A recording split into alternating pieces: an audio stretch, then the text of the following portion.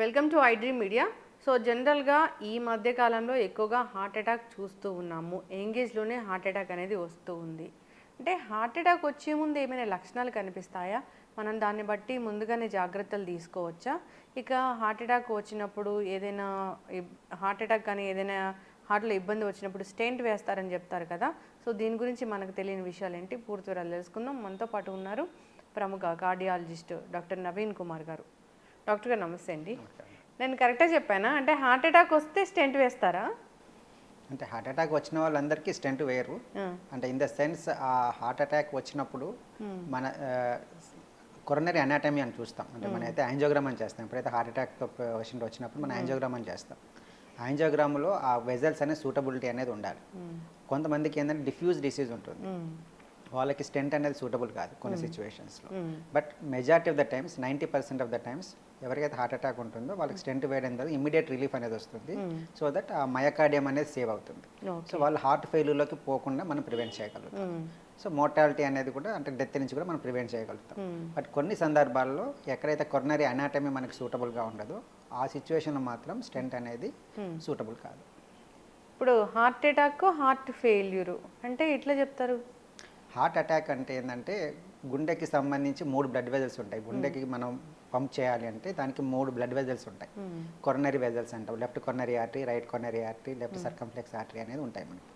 ఆ blood వెజల్స్లో black వచ్చినప్పుడు సడన్గా గుండెకి ఎనర్జీ అంటే గుండెకి కావాల్సిన ఎనర్జీ తగ్గిపోయినప్పుడు మనం దాన్ని హార్ట్ అటాక్ అంటాం. హార్ట్ ఫెయిల్యూర్ అనేది ఏంటంటే ఆ హార్ట్కు ఉండే కండరం ఏదైతే ఉంటుందో మజిల్, హార్ట్ మనకు మజిల్ పంప్ అవుతున్న మజిల్ ఉంటుంది కదా, ఆ మజిల్ ఏదైతే వీక్ అవుతుందో ఆ వీక్ అవడానికి కారణాలు చాలా. అందులో ఒకటి హార్ట్ అటాక్. హార్ట్ అటాక్ మనం సరిగా ట్రీట్ చేయనప్పుడు అది ప్రొలాంగ్ అయ్యి హార్ట్ ఫెయిల్యూర్ అవుతుంది. అలా కాకుండా కొన్ని కార్డియోమయోపతీస్ అని ఉంటాయి. లైక్ హార్ట్ అనేది అక్కడ మజిల్ వీక్గా ఉంటుంది. కొన్ని హైపర్ట్రోఫిక్ కార్డియోమయోపతి ఉంటుంది, దాంట్లో కూడా హార్ట్ వీక్ అయ్యి కూడా మనకు పంపింగ్ తగ్గుతుంది. కొన్ని పెరిపాటైన్ కార్డియోమయోపతి, ప్రెగ్నెన్సీలో కొంతమందికి హార్ట్ వీక్ అవుతుంది. సో అలాంటి సందర్భాలు కూడా మనం హార్ట్ ఫెయిల్యూర్లోకి వెళ్తాం. అనీమియా ఎవరికైతే హీమోగ్లోబిన్ తక్కువగా ఉంటుందో వాళ్ళకి మన హార్ట్ అనేది ఎక్కువ హైపర్ ఫంక్షనింగ్ అనేది చేయాల్సి వస్తుంది. ఫర్ ఎగ్జాంపుల్ ఒక 12 గ్రామ్స్ హీమోగ్లోబిన్ చేయాల్సిన పనిని ఫర్ ఎగ్జాంపుల్ ఒక 5 గ్రామ్స్ హీమోగ్లోబిన్ చేయాలన్నప్పుడు డిమాండ్ సప్లై మిస్ మ్యాచ్ వల్ల మనకి హార్ట్ ఫెయిల్యూర్ అనేది వస్తుంది. సో హార్ట్ ఫెయిల్యూర్ అనేది పంపింగ్ అంటే హార్ట్ మజిల్ వీక్ అవడం వల్ల వచ్చే కండిషన్. హార్ట్ అటాక్ అనేది గుండెకి బ్లడ్ సప్లై ఏదైతే ఉంటుందో కొరనరీ ఆర్టరీలో బ్లాక్ రావడం. సో హార్ట్ అటాక్ అనేది ఎక్స్ట్రీమ్లీ ఎమర్జెన్సీ కండిషన్. ఇప్పుడు ఈ బ్లాక్స్ ఉండి స్టెంట్స్ వేస్తే గుండె పదిలమా? సో ఎవరికైతే హార్ట్ బ్లాక్ ఉందో వాళ్ళని మనకు ఆ బ్లడ్ సప్లై ఇంక్రీజ్ చేసినప్పుడు డెఫినెట్గా వాళ్ళకి హార్ట్ అనేది తొందరగా రికవర్ అవుతుంది. హార్ట్ ఫెయిల్యూర్కి వెళ్లకుండా ప్రివెంట్ అవుతారు. ఆ హార్ట్ మజిల్ అనేది రికవర్ అవుతుంది. సో ఎవరికైతే హార్ట్ అటాక్ ఉండి మనం ఇమీడియట్గా స్టెంట్ వేయగలిగి వాళ్ళకి బ్లడ్ సప్లై ఇంప్రూవ్ చేయగలిగితే డెఫినెట్గా వాళ్ళకి మజిల్ అనేది ఇంప్రూవ్ అవుతుంది. సో వాళ్ళు మనం డెత్ నుంచి ప్రివెంట్ చేయగలం. ఇప్పుడు ఒక స్టెంట్ వేశారు, ఒక అంటే ఆర్టరీస్లో బ్లాక్ అంటాము మనం, కొరనరీ ఆర్టరీ బ్లాక్ అంటాం. ఒక దానికి బ్లాక్ వచ్చింది, అక్కడ మనం స్టెంట్ వేశారు అంటే మిగతా వాటికి వచ్చే ఛాన్స్ ఉండదా డాక్టర్ గారు?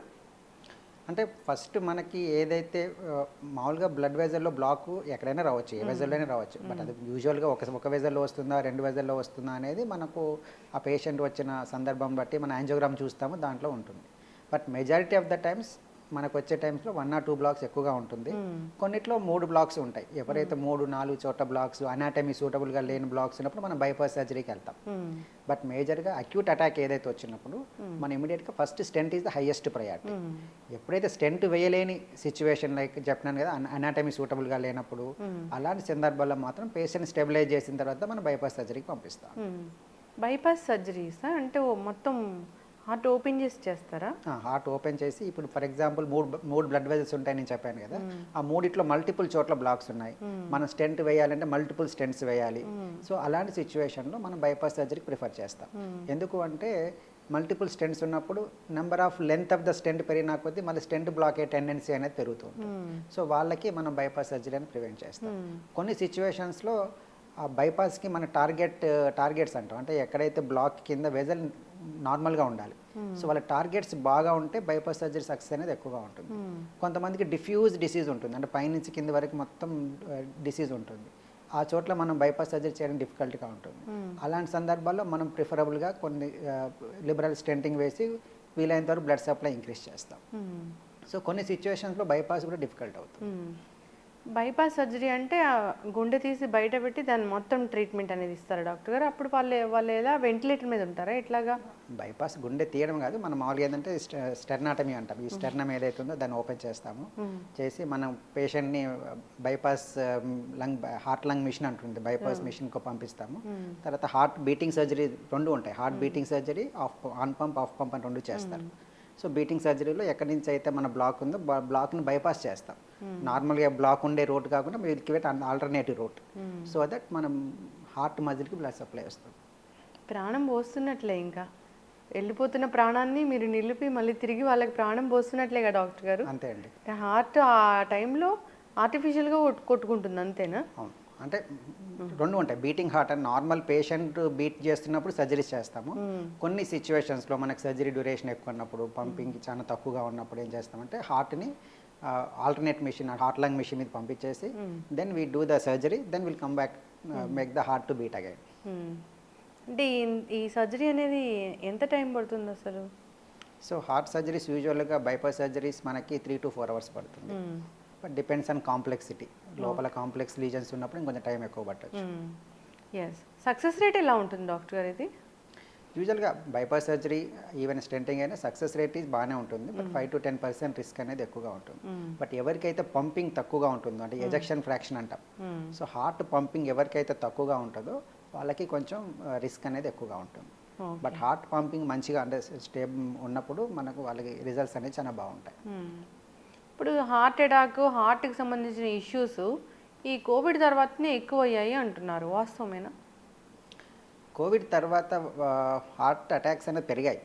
కాకపోతే రీజన్ అనేది ఏంటంటే బేసిక్గా పోస్ట్ కోవిడ్లో మనకు సెడెంటరీ స్టైల్ అనేది ఎక్కువగా అలవాటు పడ్డాం.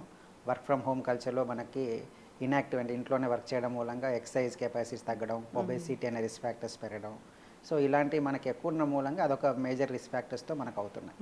బట్ కొన్ని ఈ మధ్యన ఏంటంటే మనకు వ్యాక్సినేషన్ కూడా కంట్రిబ్యూషన్ చేస్తుందా అన్నారు. But initial studies they show that కొంచెం బ్లడ్ క్లాటింగ్ టెండెన్సీ వ్యాక్సినేషన్ వల్ల ఉంటుంది అని చెప్పారు. బట్ రీసెంట్ స్టడీస్ అన్ని మల్టీ అనాలిసిస్ అంటే డిఫరెంట్ కంట్రీస్లో చేసిన స్టడీస్ అన్ని పూల్ చేసి మన అనాలిసిస్ చేసిన తర్వాత వ్యాక్సిన్ కంట్రిబ్యూషన్ అనేది నెగ్లిజిబుల్ అని నిర్ధారణ అయింది. సో వ్యాక్సిన్ వల్ల మనకి హార్ట్ అటాక్స్ పెరుగుతుంది అనేది ఒక అపోహ మాత్రమే. వ్యాక్సిన్ వల్ల కాదు, రక్తం గడ్డకట్టడం వ్యాక్సిన్ వల్ల, ఒక టైప్ ఆఫ్ వ్యాక్సిన్ వేసుకుంటే రక్తం గడ్డకడుతుంది అట్లాంటివి ఏం లేవు అయితే? అలానే ఇనిషియల్ స్టడీస్లో మనకు కొన్ని స్టడీస్ వల్ల తెలిసింది. బట్ వెన్ వీ పూల్ అంటే డిఫరెంట్ కంట్రీస్ డేటా పూల్ చేసిన తర్వాత మనకు వచ్చిన ఆన్సర్ ఏంటంటే వ్యాక్సిన్ కంట్రిబ్యూషన్ అనేది వెరీ వెరీ నెగ్లిజిబుల్. ఈ రక్తం గడ్డకట్టడం అనేది అంటే గుండెకు వెళ్ళే రక్తనాళాల రక్తం గడ్డకట్టడం అనేది అసలు ఎందుకు జరుగుతుంది? సో ఒకటేంటంటే మనకి బాడీలో ఈ blood vessel, coronary blood vessel ఏమవుతుందంటే కొలెస్ట్రాల్ డిపాజిషన్స్ అనేది స్లోగా జరుగుతుంటుంది. ఇది ఓవర్ నైట్లో క్లాట్ అనేది జరగదు. సో బాడీలో ఆల్రెడీ ఒక ప్లాక్ అనేది డిపాజిట్ అవుతుంది బ్లడ్ వెజల్ లోపల. మనకి ఎప్పుడైతే రిస్క్ ఫ్యాక్టర్స్ ఉంటాయి like hyper tension, BP, obesity, stress, smoking, alcohol, ఇవి ఎవరికైతే ఉంటాయో వాళ్ళకి ఏమవుతుందంటే ఈ బ్లడ్ వెజల్ మీద స్ట్రెస్ ఉండి ఎండోథీలియం లోపల బ్లడ్ వెజల్ ఉండే ఒక లేయర్లో చిన్న ఇంజురీస్, మైక్రో ఇంజురీస్ జరుగుతాయి. ఆ మైక్రో ఇంజురీస్ జరిగి దాంట్లో మనకి అక్కడ కొలెస్ట్రాల్ డిపాజిషన్ ప్రాసెస్ అనేది స్టార్ట్ అవుతుంది. దాన్ని మనం అథెరోస్క్లెరోసిస్ అంటాం. సో అథెరోస్క్లెరోసిస్ వరకు ఒక ప్లాక్ అనేది ఫామ్ అవుతుంది. అది ఇనిషియల్గా ఏంటంటే మన బ్లడ్ సరిపోతుంది. యూజువల్గా ప్లాక్ ఫామ్ అయినా కానీ అది నేరో స్లోగా అవుతుంది కాబట్టి మనకి దాన్ని అడాప్ట్ చేసుకుంటాం. ఎప్పుడైతే మన క్లాక్ రప్చర్ అవుతుందో అది సడన్గా ఆ ప్లాక్ దాంట్లో టెన్షన్ పెరిగి అది రప్చర్ అయినప్పుడు అది కంప్లీట్ బ్లడ్ వెజల్ మూసేస్తుంది. అది మనం హార్ట్ అటాక్గా ప్రజెంట్ అవుతారు. కొంతమంది ఏమవుతుందంటే హార్ట్ రప్చర్ కాకుండా కూడా ఆ డిసీజ్ అనేది ప్రోగ్రెస్ అయ్యి స్లోగా ప్రోగ్రెస్ అయ్యి నేరో అయిపోతుంది. అలాంటి సందర్భంలో కూడా వాళ్ళు మనకి హార్ట్ అటాక్గా ప్రజెంట్ అవుతారు. ఈ హార్ట్ అటాక్ అనేది ఆల్ ఆఫ్ సడన్గా వస్తుందా? ఒక నెల ముందు, ఒక 10 రోజుల ముందు, 1 వీక్ ముందు, లేదా 1 డే ముందు ఏమైనా లక్షణాలు కనిపిస్తాయి డాక్టర్ గారు? 2 కారణాలు ఉంటాయి. ఒకటేమో సడన్గా రావచ్చు. సడన్గా రావడానికి మేజర్ కారణాలు ఏంటి అంటే స్మోకింగ్. సో ఎవరికైతే క్రానిక్ స్మోకింగ్ హ్యాబిట్ ఉన్న వాళ్ళకి ఏమవుతుందంటే బాడీలో ఆ క్లాట్ ఏదైతే ఉంటుందో నేను చెప్పాను కదా, రప్చర్ అవుతుందో సడన్గా రప్చర్ అయ్యి రావచ్చు. బట్ అలా కాకుండా మెజారిటీ ఆఫ్ ద పేషెంట్స్లో మనకి కొంచెం ప్రియంటివ్ సిమ్టమ్స్ తెలుస్తాయి ముందు. మన హార్ట్ అటాక్ రావడానికి కొద్ది రోజుల ముందు, కొన్ని నెలల ముందు కూడా మనకు కొన్ని సిమ్టమ్స్ అనేవి తెలుస్తుంది అనమాట. ఎట్లాంటి సిమ్టమ్స్ మేము తెలుసుకోవచ్చా దాన్ని బట్టి మాకు హార్ట్ అటాక్ వస్తుందో లేదో ముందుగానే తెలుసుకుని డాక్టర్ దగ్గరికి వెళ్ళొచ్చా? వెళ్ళొచ్చు. Majority most of the times మనకు హార్ట్ అటాక్ వచ్చే ముందు ఏంటంటే కొంచెం దూరం నడుస్తున్నప్పుడు మనకు ఆయాసం రావడం కానీ, లేదంటే రిట్రోస్టెన్స్ ఛాతిలో బర్నింగ్, ఒక రకమైన బర్నింగ్ పెయిన్ రావడం కానీ, ఒక్కొక్కసారి ఏమవుతుందంటే జా పెయిన్ లాగా కూడా ప్రజెంట్ అవుతారు. మనకి జా పెయిన్ రాగానే ఈ థ్రోట్లో చోకింగ్ సెన్సేషన్ లాగా వస్తుంది. ఒక్కొక్కసారి మనం కొంచెం అన్నం తిన్న తర్వాత కానీ చోకింగ్ సెన్సేషన్ లాగా రావడం. ఇంతకుముందు చేస్తున్న పని, ఫర్ ఎగ్జాంపుల్ రోజు మనం వాకింగ్ వెళ్ళినప్పుడు ఒక 1 కిలోమీటర్ వెళ్ళామనుకోండి, ఈరోజు ఒక 1/2 కిలోమీటర్కే మనకు ఒక అనీజినెస్, ఫెటిగ్ అనేది రావడం. సో ఇవన్నీ కూడా మనకి ప్రియంటివ్ సిమ్టమ్స్. మన హార్ట్ అటాక్ రావడానికి ఈ సిమ్టమ్స్ ముందుగా మనకు తెలుస్తాయి. But most of the times ఏంటంటే అది మనం దాన్ని రికగ్నైజ్ అంటే మనం ఇగ్నోర్ చేస్తూ ఉంటాం. ఈరోజు నేను ఎక్కువ అన్నం తిన్నానో, లేదంటే ఈరోజు నైట్ నాకు స్లీప్ లేదనో, వీళ్ళు attribute to some other thing. That's why we miss the most of these symptoms. అవును, ఇట్లా ఏం లేకుండా కూడా హార్ట్ అటాక్ రావచ్చు. ఇది ఏం లేకుండా రావడానికి వచ్చే కారణాలు చాలా తక్కువగా ఉంటాయి. Most of the times 80% of the పీపుల్లో ఏదో ఒక సిమ్టమ్ మనం ముందే తెలుస్తుంది.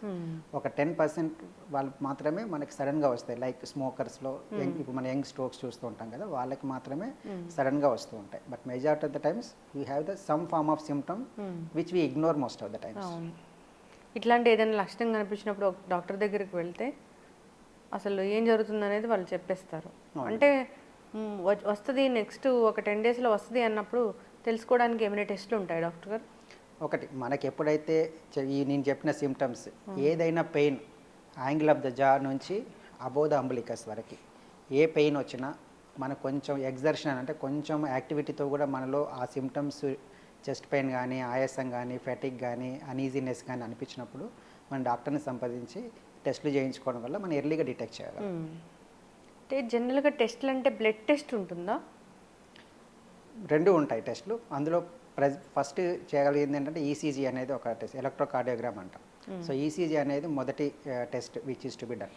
సో ఎప్పుడైతే మన ఈసీజీలో నార్మల్ ఉండి మనం ఇంకా సస్పిషన్ ఉన్నప్పుడు మనం వాళ్ళకి ట్రోపోనిన్ ఐ అని ఒక టెస్ట్ చేస్తాం. సో అది బ్లడ్ టెస్ట్. దాంట్లో ఏమవుతుందంటే మనకు ఎప్పుడైతే మనకు ఆ సిమ్టమ్స్ ఉండి మనకు ఈ ఈసీజీ ద్వారా బయటనప్పుడు ట్రోపోనిన్ ఐ ద్వారా కూడా బయటపడుతుంది. సమ్ టైమ్స్ ఇంకా మనం ఫర్దర్గా ఏంటంటే 2D ఎకో అనే టెస్ట్ ఉంటుంది. 2D ఎకో ఏమవుతుందంటే బాడీ కాంట్రాక్షన్లో కొన్ని చేంజెస్ వస్తాయి. ఒక segment of the heart contraction తగ్గడం కానీ అలాంటి వల్ల కూడా మనం హార్ట్ అటాక్ని ఎర్లీగా గుర్తు చేయగలం. ఇవన్నీ కాకుండా కూడా నార్మల్గా ఉన్నప్పుడు మనం ట్రెడ్మిల్ టెస్ట్ అని ఒకటి ఉంటుంది. ట్రెడ్మిల్ అంటే పేషెంట్ని ఎగ్జర్షన్ చేపిస్తాం. ఒక బెల్ట్ మీద గ్రాడ్యువల్గా అతని స్పీడ్ ఇంక్రీజ్ చేస్తూ హార్ట్లో ఉన్న ఈసీజీని రికార్డ్ చేస్తాం. అప్పుడు మనకు తెలుస్తుంది అతను ఎగ్జర్షన్ అయినప్పుడు ఏం జరుగుతుంది ఈసీజీలో, అది మనం ఫైండ్ అవుట్ చేయగలం. సో ట్రెడ్మిల్ ద్వారా మనము ఈ హార్ట్ అటాక్ సంబంధించిన సిమ్టమ్స్ని ఫైండ్ అవుట్ చేయగలం. అది కాకుండా సిటీ కొరనరీ యాంజియోగ్రామ్, ఎవరైతే ఈ 4 టెస్ట్లో కూడా మనకు బయటపడిన సందర్భం but still patient has symptoms ఉన్నప్పుడు సిటీ కొరనరీ యాంజియోగ్రామ్ అనే టెస్ట్ కూడా చేయొచ్చు. దాంట్లో కూడా మనకు ఫైండ్ అవుట్ అవుతుంది. దాంట్లో మనం కాల్షియం స్కోర్ అనేది చూస్తాం, కొరనరీ అనాటమీ చూస్తాం, దాంట్లో మనకు తెలుస్తుంది. మాకు తెలుసుకోవాలని ఉంది ఎప్పుడైనా వస్తుందేమోనని అంటే ర్యాండమ్గా అందరూ చేయించుకోగలిగే టెస్ట్ ఏమైనా ఉంటుందా? మాకేం లక్షణాలు లేవు, తెలుసుకోవాలనుకుంటున్నాను హార్ట్ అటాక్ వస్తుందో లేదో అని, అట్లా ఏమైనా టెస్ట్ ఉంటుందా డాక్టర్ గారు? అలాంటి వాటికి చెప్పినట్టుగా ECG, 2D echo, treadmill test, ఈ 3 టెస్టుల ద్వారా మనకు ఒక 75% ఆఫ్ ద టైమ్స్ మనకు ప్రియంటివ్ సిమ్టమ్స్ ప్రియంటివ్గా మనం డయాగ్నోస్ చేయొచ్చు. బట్ 100% ఏ టెస్ట్ ద్వారా కూడా తెలుసుకోలేము. ఒక 75% వరకు తెలుసుకోవచ్చు. సిటీ కాల్షియం స్కోర్ ఇంకొక 5 to 10% అడిషన్, అప్ టు 85% వరకు కూడా మనం దాని ద్వారా తెలుసుకోవచ్చు. సిటీ కొరోనరీ యాంజియో అది డాక్టర్ చెప్తేనే చేయించుకోవాలి కదా? అది డాక్టర్ సలహా మాత్రం ద్వారానే చేసుకోవాలి. ఎందుకంటే it has high radiation exposure.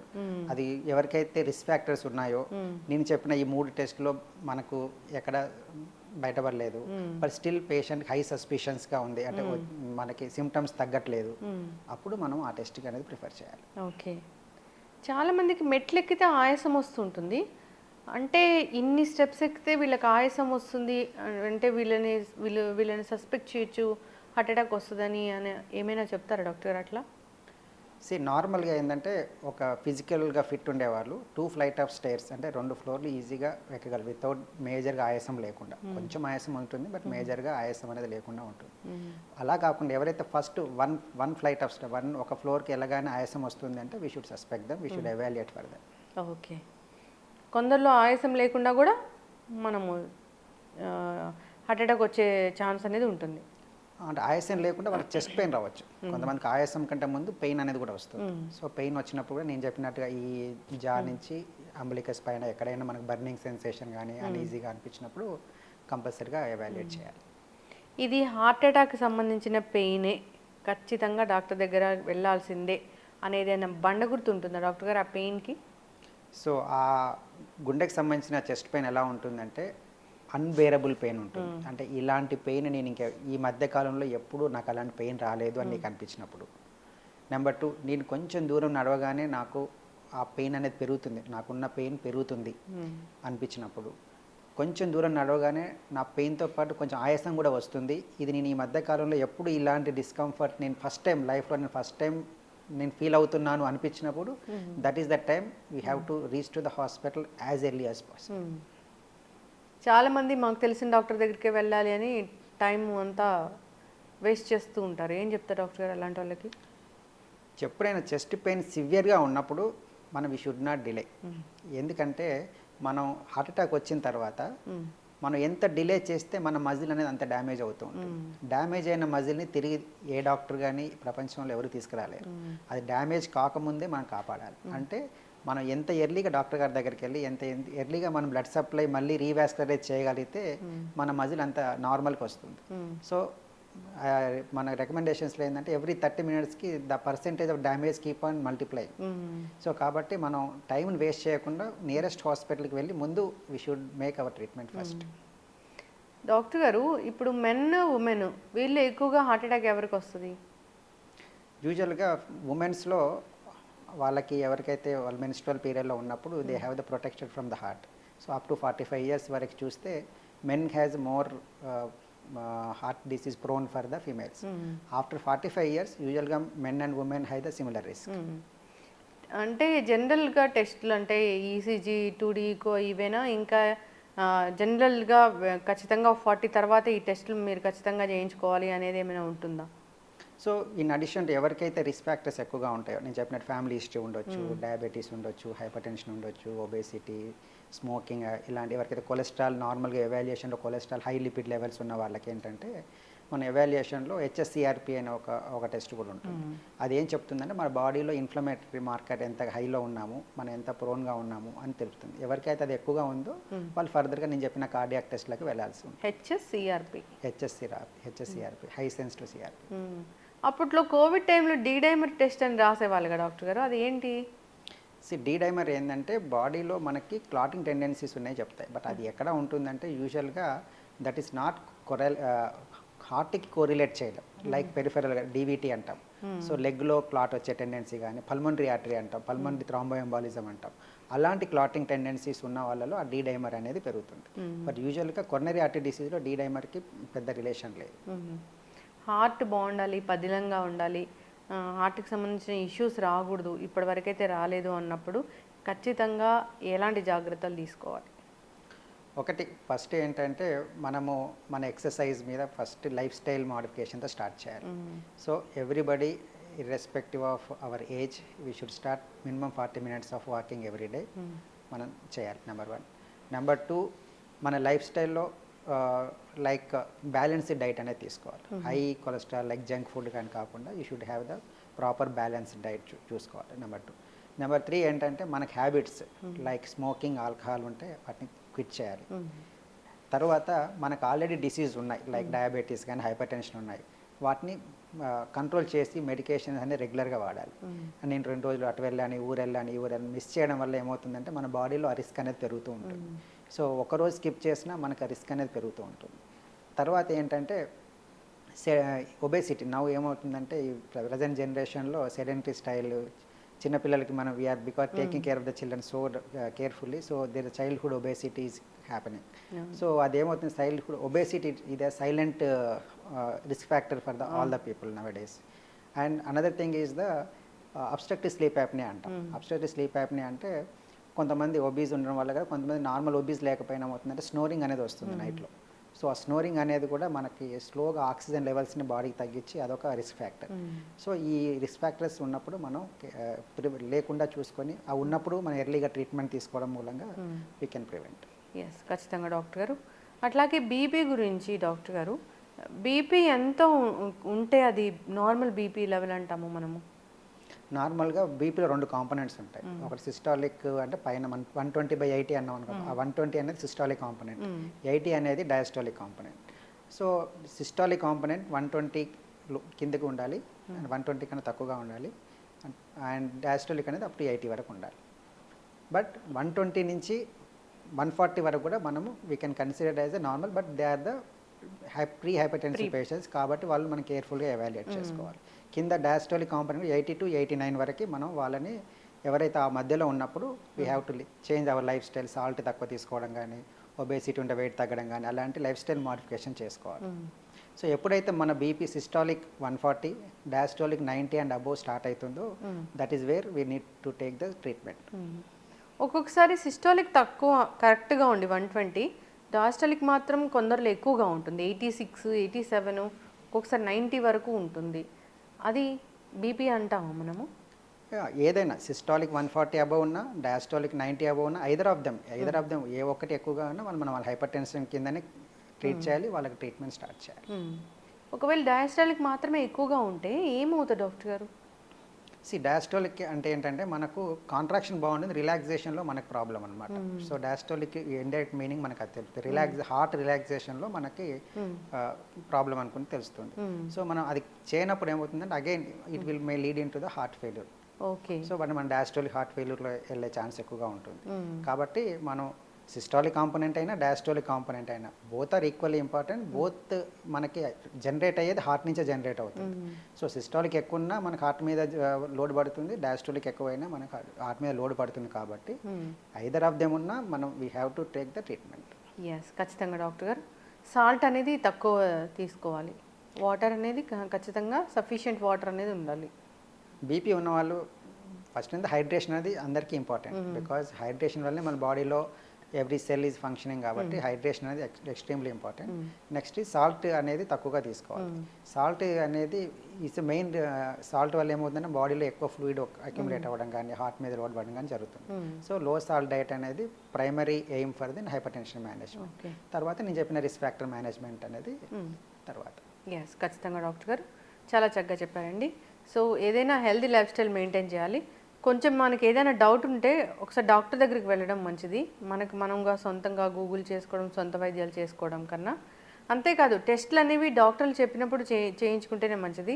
చాలామంది కూడా ఎక్కువ ఇన్ఫర్మేషన్ ఉందని టెస్టులు చేయించుకుంటూ ఉంటారు, దానివల్ల కూడా ఏం ఉపయోగం ఉండదు. అంతేకాదు ఇప్పుడు బ్లడ్ థిన్నర్స్ అని ఎక్కువగా వాడుతూ ఉన్నారు డాక్టర్ గారు, డాక్టర్ ప్రిస్క్రైబ్ చేయకుండానే. సో అట్లాంటివి వాటి గురించి ఒక 2 మాటలు ముగిద్దాం మనం. ఓకే. సో బ్లడ్ థిన్నర్స్ అనేది అందరికీ అవసరం లేదండి. సో ఎవరికైతే రిస్క్ ఫ్యాక్టర్స్ ఉన్నా కానీ ప్రొఫైలాక్టిక్గా మనం బ్లడ్ థిన్నర్స్ వాడాలని ప్రజెంట్గా రికమెండేషన్ ఎక్కడా లేదు. సో కాబట్టి బ్లడ్ థిన్నర్స్ అనేది ఎవరికైతే హార్ట్ అటాక్ ఉందో, ఎవరికైతే ఆల్రెడీ జబ్బు అంటే హార్ట్ అటాక్ వచ్చి కానీ మిగతా రీజన్స్లో కానీ మనం ఆల్రెడీ బ్లడ్ థిన్నర్స్ అవసరం ఉన్నప్పుడు మాత్రమే వాటిని వాడాలి. యాజ్ ఎ ప్రొఫైలాక్టిక్గా నాకు చెస్ట్ పెయిన్ రాగానే నేను ఒక బ్లడ్ థిన్నర్ తీసుకుంటాను అనేది మాత్రం చాలా రాంగ్ ప్రాక్టీస్ అవుతుంది. ఏమవుతుందంటే చెస్ట్ పెయిన్ అనేది మనకు అసిడిటీలో కూడా రావచ్చు, అల్సర్ వల్ల కూడా రావచ్చు.